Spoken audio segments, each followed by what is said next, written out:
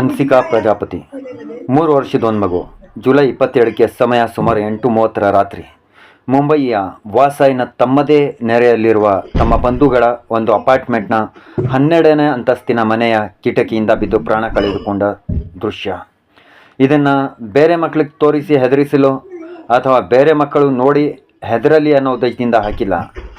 ಈ ದೃಶ್ಯದಲ್ಲಿ ಸ್ಪಷ್ಟವಾಗಿ ಕಾಣ್ತಾ ಇರೋ ಮಗುವಿನ ತಾಯಿ ಮಾಡಿದ ತಪ್ಪನ್ನು, ನಿರ್ಲಕ್ಷ್ಯವನ್ನು ಬೇರೆ ತಾಯಂದಿರು ಮಾಡದಿರಲಿ ಅಂತ ಹಾಕಿದ್ದೇನೆ.